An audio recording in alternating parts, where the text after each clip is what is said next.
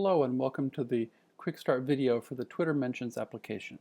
You have here an interface to allow you to browse temporal networks of tweeters who are mentioning each other specifically in the content of their tweet.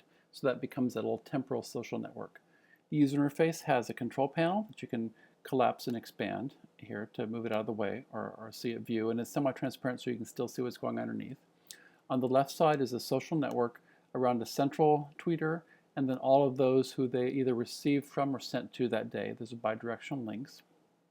And down below in the control panel is the date that you want to set the query to begin, the date range for how long the query should be existing, it should go for and grow the graph, the central tweeter, and you can either have it as nodes or the labels.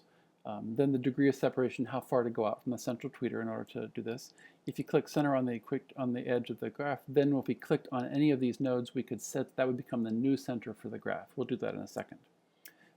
Now over here to the right, there's a cumulative history. Right here we have one, and you can just hover over it and it shows you there's one sender.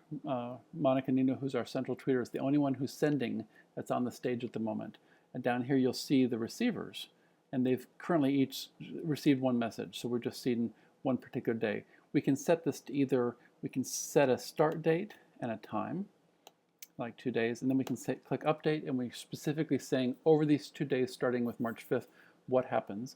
And now if we look at the cumulative history, we still have only one tweeter, so this is a broadcasting situation with a number of listeners. You can also click on one of these listeners to go and zoom around that one and take a look at that central tweeter, to move to that central tweeter and follow this particular entity.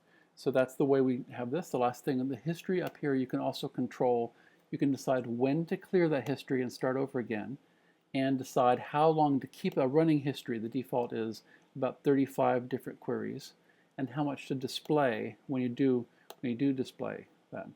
Last thing, we can pick an animation, and we can allow the queries to automatically occur occasionally and work our way through the days one at a time and allow the history to accumulate and examine what happens during the course of that time.